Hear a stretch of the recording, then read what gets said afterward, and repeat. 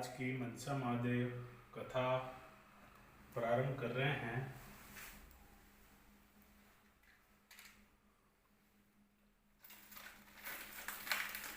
कथा सुनने वाले सभी भक्त अब कथा प्रारंभ करने जा रहे हैं।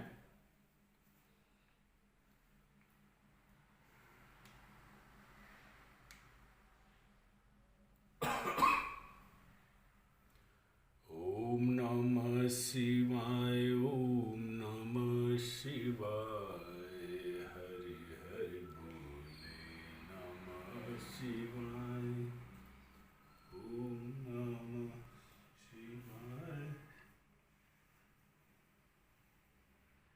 कृपया मेरे चैनल को लाइक करें, शेयर करें, सब्सक्राइब करें ताकि आगे हर सोमवार मेरी कथा आती रहे।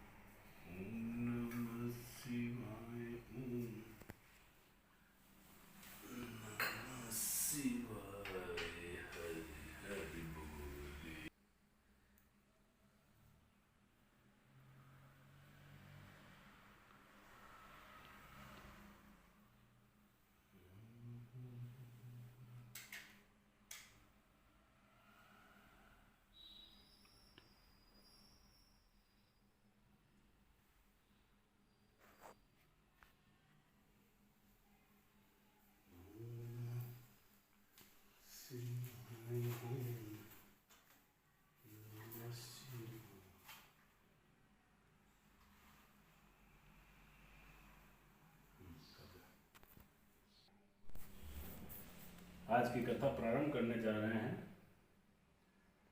बोलो मनसा महादेव की जय। एक समय कैलाश पर्वत पर जबकि चारों ओर 18 भार वनस्पति फल फूल रही थी, सुंदर मंद सुगंधित हवा चल रही थी, ऐसे समय शिव जी तथा पार्वती जी एक सुंदर आसन पर विराजमान होकर इस छटा को देख रहे थे। श्री पार्वती जी बोली, हे नाथ, आज तो चौपड़ पासे का खेल खेलना चाहिए। महादेव जी ने कहा, ठीक है, पर इस खेल में छल कपट बहुत होता है, इसलिए हार जीत का साक्षी का निर्णय कौन देगा। तब तो पार्वती जी ने अपने अंग से मेल उतार कर उसका एक पुतला बनाकर बिठा दिया, जिसे महादेव जी सजीवन कर बोले, हे पुत्र अंगद, हे पुत्र अंगद, हम दोनों चौपड़ पासे का खेल खेल रहे हैं, सो तू हमारे हारने जीतने की साख बढ़ना। अब चौपड़ पासे का खेल शुरू हुआ। महादेव जी ने 2 बार पासे फेंके और अंगद से पूछा, बता कौन हारा और कौन जीता। तो अंगद ने कहा कि आप जीते तथा पार्वती जी हारे। जब तीसरी बार पार्वती जी ने पासे फेंके और अंगद से पूछा कि बता कौन हारा और कौन जीता। यद्यपि इस बार पार्वती जी जीती थी, परंतु अंगद ने सोचा, मैं महादेव जी को हारा कहूंगा तो वह मुझे श्राप दे देंगे। अतः उसने कह दिया कि महादेव जी जीते तथा पार्वती जी हारे। यह सुनते ही पार्वती जी को क्रोध आ गया और क्रोध में आकर अंगद को श्राप दे दिया, जा तू कोड़ी हो जा और भटकता फिर। तब तो पार्वती जी के श्राप से कोड़ी व दुखी हुआ अंगद इधर उधर भटकने लगा और भटकते भटकते एक दिन एक विशाल भयंकर जंगल में जा पहुंचा, जहां 12-24 कोस के बीच एक तालाब दिखाई दिया, जिसके आसपास बड़ पीपल के कई पेड़ खड़े थे और वहां पर इंद्राणियां, ब्रह्माणियां, बहुत से देवी देवताओं की स्त्रियां मिलकर वहां व्रत कर रही थी। तो अंगद ने उन्हें ऐसा करते हुए देखकर कहा कि बहनों, आप यह क्या कर रही हैं, क्या कर रही हैं। तो देवांगनाओं ने उत्तर दिया कि हम महादेव जी के मनसावाचक व्रत को कर रही हैं, जिसके करने से सभी मनोकामना शिव जी महाराज पूर्ण करते हैं। तो अंगद ने कहा कि इस व्रत को तो मैं भी करना चाहूंगा। तो देवांगनाओं ने उसकी इच्छा को देखकर चावल सुपारी जलाकर व्रत प्रारंभ कराने का संकल्प करा दिया और कहा कि श्रावण महीने के कृष्ण पक्ष के प्रथम सोमवार से इस व्रत को शुरू किया जाता है और उस दिन कुंवारी कन्या के हाथ से 2 पुनी सूत कटवाकर उसका डोरा बनावे और पीली गेरू में रंगे और फिर उसकी महादेव जी की पूजन करें तथा आगे हर सोमवार उसकी महादेव जी के डोरे की पूजन तथा व्रत करता रहे। फिर कार्तिक सुदी चौथ के दिन उसका उजमना होवे। उस दिन 4.25 सेर आटा, 1.25 सेर घी, 1.25 सेर गुड़ का गांव में तोल बूझ कर उसका चूरमा बनावे और महादेव जी के भोग धरकर 4 बराबर भाग कर लेवे। 4 बराबर भाग कर लेवे। प्रथम भाग शिव जी को निमित्त कर देवे, अर्थात किसी नाथ को दे देवे। दूसरा भाग किसी ब्राह्मण को दे देवे। तीसरा भाग किसी गौ को खिला देवे और चौथा भाग आप स्वयं प्रसाद के तौर पर ग्रहण करें। शेष बिना राजा रंग के छोटे बड़े का भेदभाव किए सबको बराबर बराबर बतरा देवे। बस जो डोरा बनाया जाता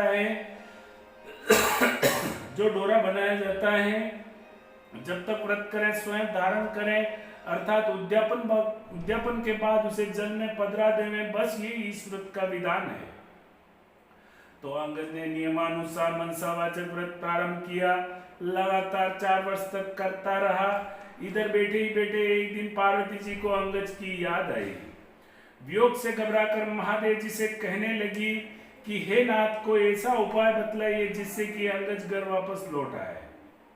तो भगवान शंकर जी कहने लगे कि हे प्रिय, तुम मनसावाचक व्रत करो, तुम्हारी इच्छा अवश्य पूरी होगी। तो पार्वती जी ने भी विधि अनुसार डोरा बनाकर व्रत प्रारंभ किया और जो ही व्रत समाप्त हुआ, अंगद कोढ़ रहित होकर विचरण करता हुआ पार्वती जी से आ मिला। तो पुत्र को देखते ही पार्वती जी खुशी के मारे हंसने लगी, परंतु अंगद ने सोचा कि मैं बिना बुलाए लौट आया हूँ, यह देखकर माता जी मुझ पर हंस रही है, इसलिए अतः वो गुस्से में भरकर वापिस लौटने लगा। तो पार्वती जी ने उसको उठकर पकड़ लिया और बोली कि हे बेटा, फिर से तू कहाँ जा रहे हो? तो अंगद बोला कि हे माता जी, मैं बिना बुलाए लौट आया हूँ, यह जानकर आप हंस रही है, इसलिए मैं वापिस जा रहा हूँ। पार्वती जी बोली, नहीं बेटा, मैं तुम्हारे आने से नहीं हंसी हूँ, मैं तो मनसावाचक व्रत के प्रभाव को देखकर हंसी हूँ, जिसे कि मैंने तुम्हारे मिलने की इच्छा से किया था। तो अंगद बोला कि हे माता, यह व्रत तो मैंने भी किया है। तो पार्वती जी बोली, यह तूने व्रत किया जब तो तेरे श्राप का प्रभाव नष्ट हो गया, और यह व्रत मैंने किया जिससे मुझे खोया हुआ पुत्र फिर से आकर मिल गया। परंतु बेटा, अब तेरी क्या इच्छा है, सो मुझसे कह। तो अंगद बोला कि हे माता, मेरी इच्छा है कि मैं उज्जैन का राजा बनूं। तो पार्वती जी बोली, अच्छा बेटा, तो अभी उज्जैन चला जा, वहां का राज्य तुझे मिल जाएगा। तो माता का आशीर्वाद पाकर अंगद वहां से चला और इधर उज्जैन जा पहुंचा। और इधर उज्जैन के राजा ने अपनी इकलौती कन्या का स्वयंवर रखा था और शर्त रखी थी कि हथिनी जिसके गले में वरमाला डाल देगी, राजकन्या का ब्याह उससे कर दिया जाएगा। अतः स्वयंवर के ठीक समय पर एक हथिनी को श्रृंगार कराकर उसके सुंड में वरमाला देकर कहा गया कि हे हथिनी, तू देवी के समान है, अतः इस सभा में जो तुम्हें राजकन्या के योग्य वर दिखाई दे, उसके गले में वरमाला डाल दे। तो हथिनी माला लेकर चली। इधर जहां अंगद बैठा था, वहां पहुंचकर उसके गले में वरमाला डाल दी। यह देखकर लोगों ने कहा कि यह न मालूम कौन है, हथिनी चूक गई है। अतः इस अंगद को वहां से हटाकर फिर से हथिनी को माला देकर कहा गया कि हे हथिनी, इस सभा में जो तुम्हें राजकन्या की योग्य वर दिखाई दे, जो उज्जैन का राज्य अच्छी तरह संभाल सके, उसके गले में वरमाला डाल दे।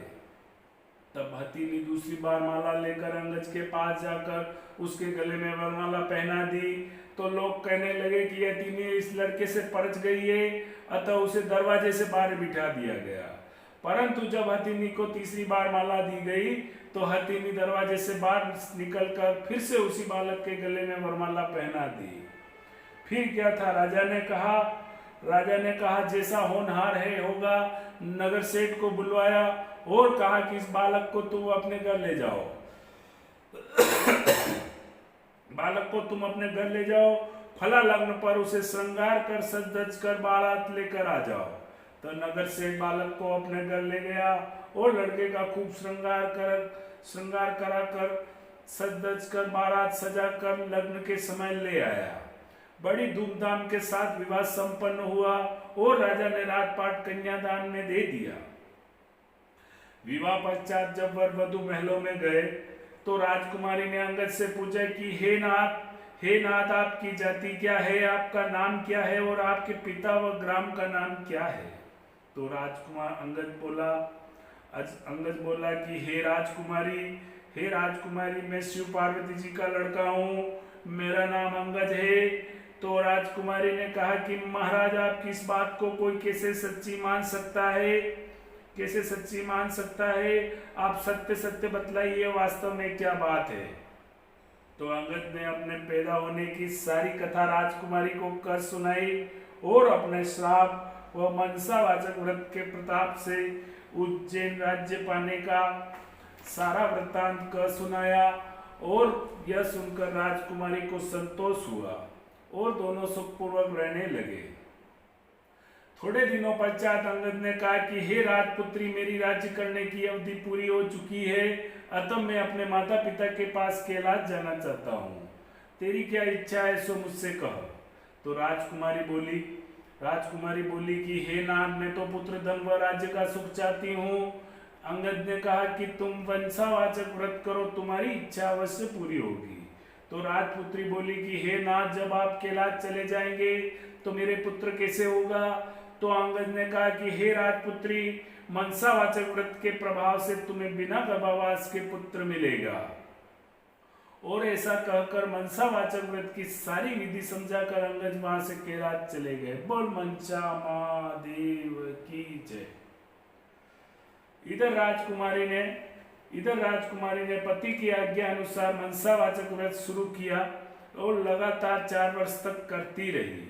भगवान शंकर जी बहुत प्रसन्न हुए और एक दिन जब रानी दातुन कर रही थी तो अपनी दासी को ऊपर में जल की जारी लेने के लिए महल में भेजा। तो तब दासी ऊपर महल में जाकर क्या देखती है कि एक सोने के पालने में एक सुंदर सा बालक सोया हुआ अपना अंगूठा चूस रहा है। तो तब तो दासी ने दौड़ते हुए नीचे आकर रानी को सारा हाल कहा और ऊपर ले गई। तो रानी ने बालक को देखकर उठाकर छाती से लगा लिया और महादेव जी से प्रार्थना करने लगी कि हे नाथ, यदि आपने मुझे पुत्र दिया है तो मेरे स्तनों में दूध पैदा कीजिए।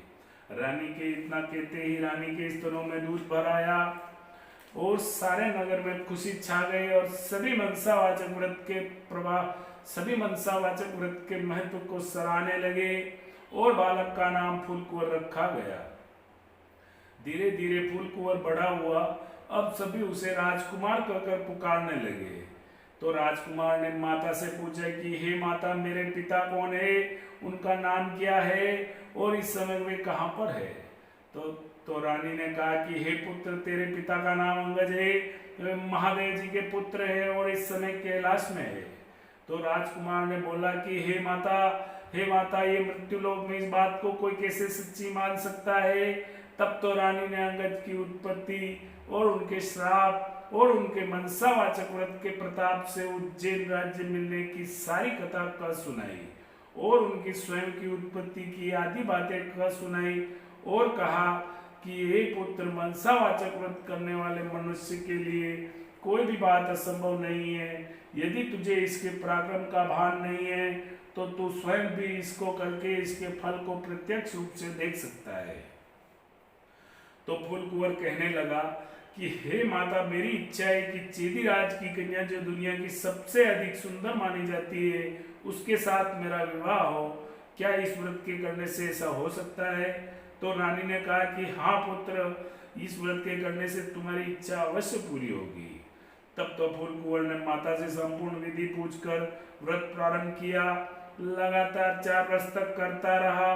भगवान शंकर जी फूलकुंवर पर बहुत प्रसन्न हुए और राजा के चेदीराज के स्वप्न में दर्शन देकर कहा कि हे चेदीराज, तुम मेरे कहने से अपनी राजकुमारी का विवाह उज्जैन के राजकुमार फूलकुंवर से कर दे।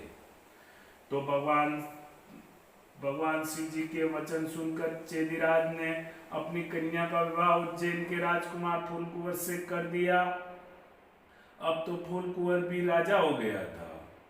एक दिन राजा फूलकुंवर शिकार खेलने के लिए वन में गया और उसको कोई शिकार हाथ न आया और भूख प्यास के व्याकुल होकर एक बाग में आराम करने लगा।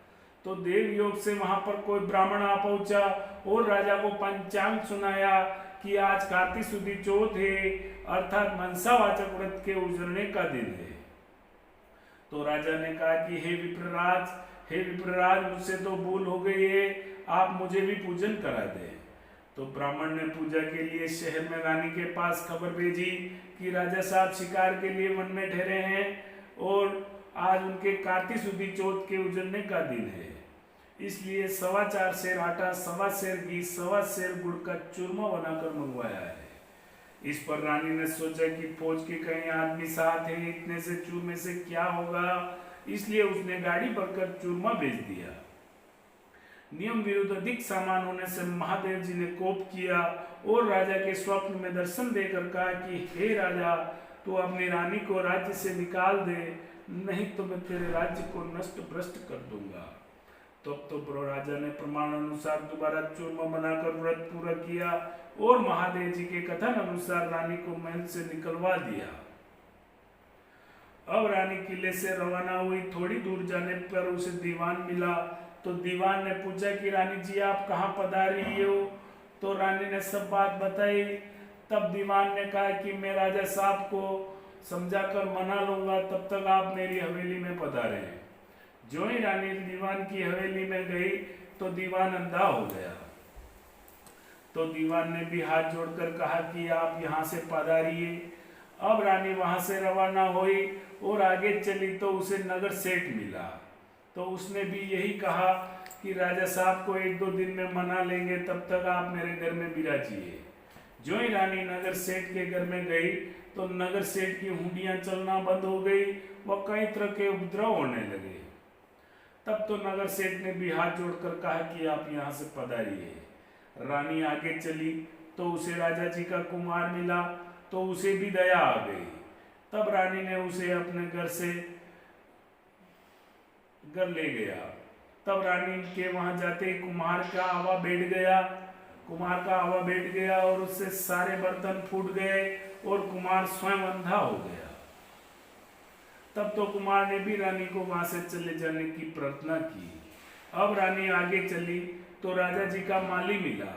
उसने भी पूछा कि रानी जी आप कहाँ पधार रही हैं? तो रानी ने कहा कि राजा साहब ने मुझे देश निकाला दिया है। तो माली को भी रानी पर दया आ गई और उसने कहा कि आप अपने मेरे बाग में चलिए, राजा जी का क्रोध शांत हो तब तक मेरे बाग में रहिए। रानी के वहां जाते ही बाग के सारे पेड़ पौधे सूखकर जलने लगे और खेत कुओं का पानी भी सूख गया और माली को भी कम दिखने लगा। तब तो माली ने भी रानी को वहां से चले जाने को कह दिया। अब रानी वहां से निकलकर विचार करने लगी कि मुझसे ऐसा क्या पाप हो गया है कि मैं जहां भी जाती हूँ वहां सत्यानाश होने लगता है।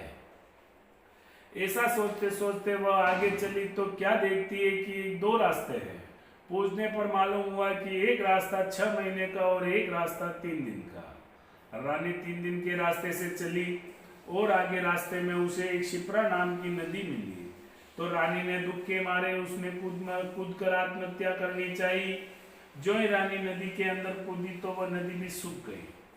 आगे चलने के बाद एक पर्वत आया।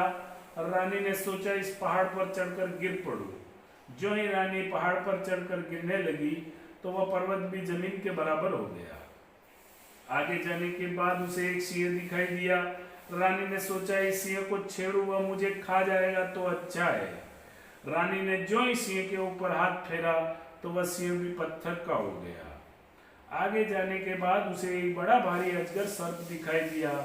रानी ने मरने की इच्छा से सर्प को छेड़ा तो वह सर्प भी रस्सी का हो गया। अब रानी हार खाकर आगे चली तो क्या देखती है कि एक बड़ा भारी पीपल का वृक्ष है, उसके पास एक सुंदर कुआं बना हुआ है और एक मंदिर बना हुआ है। रानी मंदिर में जाकर मुंह ढककर बैठ गई।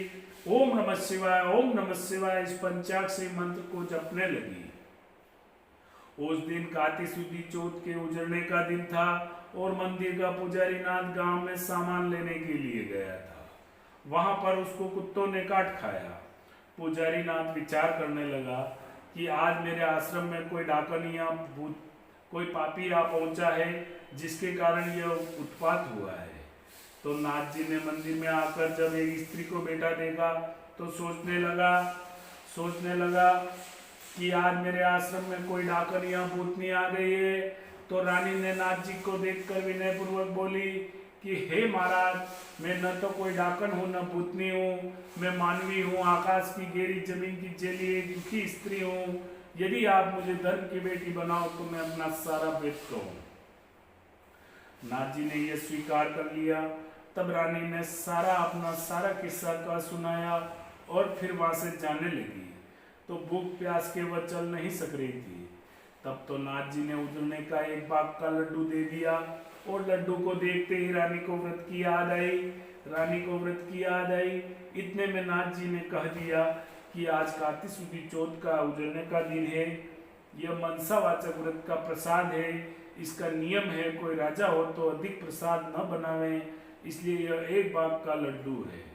तब तो रानी को समझ में आ गई कि मैंने चूरमा ज्यादा भेजा था, इसलिए मुझ पर महादेव जी ने कोप किया है। ऐसा विचार कर रानी ने नाथ जी से कहा कि हे महाराज, इस व्रत को तो मैं भी करना चाहती हूँ। तब तो नाथ जी ने कहा कि यह श्रावण महीने का प्रथम सोमवार आ रहा है, उस दिन इस व्रत को शुरू करना। तो रानी ने नियमानुसार व्रत शुरू किया। लगातार 4 वर्ष तक करती रही और कार्तिक शुक्ल चौथ का दिन आया। नाथ जी गांव में जाकर सामान ले आए और 1.25 सेर घी, 1.25 सेर गुड़, 4.25 सेर आटे का चूरमा बनाया। कुंवारी कन्या से पौनी सूती सूत कटवाया, डोरा बनाया, चूरमे के 4 भाग किए, शिव पार्वती जी की चित मन से पूजा की। इस प्रकार व्रत करते हुए रानी को 4 वर्ष हो गए और महादेव जी ने राजा फूल कुंवर के स्वप्न में दर्शन देकर कहा कि हे राजा, तू रानी को महल में बुलवा ले, नहीं तो मैं तेरे राज्य को नष्ट भ्रष्ट कर दूंगा। तब तो राजा ने कहा कि महाराज, रानी का अब कैसे पता लगेगा? आपकी आज्ञा से ही तो मैंने उसे देश निकाला दे दिया था। महादेव जी ने कहा कि हे राजा, तू अपने 4 विश्वासी नौकरों को पूर्व के दरवाजे भेज दे। वहां बिना नाथों बैलों की गाड़ी मिलेगी, वे लोग उसमें बैठ जावे, वह गाड़ी उन्हें वहीं पर ले जाएगी जहां पर तुम्हारी रानी रहती है। तो प्रातःकाल होते ही 4 आदमी भेज दिए, उन्हें बिना नाथों बैलों की गाड़ी मिली, वे 4 लोग उसमें बैठ गए, वह गाड़ी उन्हें वहीं पर ले गई जहां पर रानी रहती थी। तो सेवकों ने रानी को पहचान लिया और कहा कि रानी जी आपको बुला रहे हैं। राजा साहब, हम लोगों को इसलिए भेजा है। तो रानी ने नाथ जी से कहा कि मैं आपकी बेटी हूँ, आप मुझे सीख देकर भेजो तो मैं जाऊँ। तब तो नाथ जी ने मिट्टी के हाथी, घोड़े, रथपाल की आदि बनाकर मंत्र के छिटे दिए, जिससे वह सच्चे हाथी, घोड़े, रथपाल की बन गए। तब रानी ने कहा कि हे पिताजी, मेरे रास्ते में मेरे छूने से कई जीवों का नुकसान हुआ है, उनका भी उद्धार होना चाहिए, नहीं तो मुझे पाप लगेगा। तब नाथ जी ने शिव जी के निर्मल्य स्नान कराए हुए जल की जारी बरकर दी और कहा कि हे बेटी, तू ओम नमः शिवाय कहकर जल की जारी का जिस पर छींटा डालेगी, वह पुनः अपने असली स्वरूप को प्राप्त हो जाएगा। तब रानी ने जल की जारी लेकर तथा नाथ जी को प्रणाम करने के बाद चारों सेवकों के साथ रथ पालकी में बैठकर रवाना हुई। चलते चलते उसे वह रास्ते में सर्प आया जो उसके छूने से रस्सी हो गया था। तो रानी ने ओम नमः शिवाय कहकर मंत्र का छिट्टा दिया, जिससे वह सच्चा सर्प बनकर चलने लगा। आगे वही सिंह जो पत्थर होकर पड़ा मिला, तो रानी ने ओम नमः शिवाय पढ़कर जो ही जल की जारी का छींटा डाला, तो वह जीवित होकर ग्रस्ता हुआ वन में चला गया। आगे वही पहाड़ आया जो रानी के स्पर्श से जमीन में धंस गया था। तो रानी ने ओम नमः शिवाय कहकर जो ही जल की जारी का छींटा डाला, तो वह पहले जैसा पर्वत हो गया। आगे जाने के बाद वह नदी आई जो रानी के स्पर्श से सूख गई थी। तो रानी ने ओम नमः शिवाय कहकर जो ही जल की जारी कर उस पर छींटा डाला, तो वह पहले जैसे गहरे निर्मल जल से बहने लगी। अब रानी ने पालकी फौज आदि को किले में भेज दिया, खुद उस बाग में गई जो उसके कारण सूख गया था। तो बागवान ने रानी को देखकर कहा कि हे रानी जी, आप फिर से क्यों आ रही हैं? पहले ही आपके कारण यह बाग सूख गया था। परंतु रानी के समझाने बुझाने के बाद माली ने फाटक खोला। तब रानी ने ओम नमः शिवाय कहकर जो ही जल की जारी का छींटा डाला तो वह सूखा हुआ बाग अच्छा हरा भरा बगीचा हो गया। अब और वहां पर फिर से कोयले बोलने लगी और नाना प्रकार के फल फूल दिखाई देने लगे और खेत कूल में भी पानी भर आया। अब रानी वहां से कुम्हार के घर पर गई जो अंधा हो गया था। तो रानी ने ओम नमः शिवाय पढ़कर जो ही जल की जारी का छींटा डाला तो कुम्हार की आंखें खुल गई और तथा वहां के कुम्हार के आगे के सारे बर्तन सोने चांदी के हो गए। तब तो कुम्हार ने कहा कि हे रानी जी, ये सोने चांदी के बर्तन हमारे पास कौन रहने देगा। तब तो रानी ने कहा कि इसमें से 4 बर्तन ले जाकर तू राजा जी को भेंट कर देना, शेष तू रखना, यह मेरा हुक्म है। इस प्रकार रानी नगर सेठ के घर पर गई तो उसकी भी हुंडियां सिकरने लगी, व्यापार में लाभ होने लगा। तब तो नगर सेठ ने भी कहा कि अंधता आपके पधारने से रिद्धि सिद्धि हुई है, अतः मैं खुशी से सारी नगरी को जिमवाना चाहता हूँ। तब तो रानी ने बात मान ली और नगर में ढिंडोरा पिटवा दिया, कल किसी के घर पर धुआं नहीं निकलेगा, अगर किसी का चूल्हा जला तो 101 रुपया जुर्माना होगा। आगे चली तो राजा रानी को दीवान के यहाँ पर पहुंची तो दीवान की भी आंखें खुल गई, वह सर्वत्र आनंद छा गया। अब रानी जी किले में पधारी तो राजा जी ने बड़ा भारी स्वागत किया और जलसा मनाया। दूसरे दिन नगर सेठ ने सारे नगर को जिमवाया और किले में जाकर रानी जी से प्रार्थना की कि अंधता आप भी आरोगी है। तो रानी ने कहा कि मेरे तो आज काती सुदी चौथ के उजड़ने का दिन है, मैं किसी भूखे आदमी को जिमवा कर जिमूंगी। परंतु सारे नगर के लोग तो नगर सेठ के यहाँ पर जिमने गए थे। ढूंढते ढूंढते धोबी घाट पर एक अंधी बहरी कोड़ी धोबिन भूखी पड़ी मिली और रानी की आज्ञा से उसे लाया गया और उसे स्नान कराया गया। स्नान कराते ही उसका सारा कोढ़ मिट गया और रानी ने उसको मनसावाचक व्रत की सारी कथा सुनाई और उसके कथा सुनाते ही उसके लिए स्वर्ग से विमान आया और बूढ़ी धोबिन कथा सुनने प्रसाद लेने मात्र से सदैव के लिए वैकुंठ चली गई। इस प्रकार राजा रानी हर साल मनसावाचक व्रत करते रहे, संसार के सभी सुखों को भोगते रहे, अंत में पुत्र को राजगद्दी देकर शिवलोक सिधार गए। बोल मनसा महादेव की जय।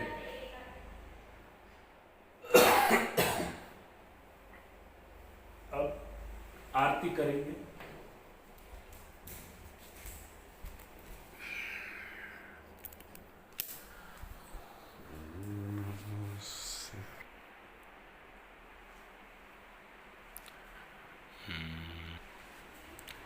कृपया मेरे चैनल को लाइक करें, शेयर करें, सब्सक्राइब करें ताकि मेरा हर वीडियो आप तक पहुंचे। अब हम आरती करेंगे।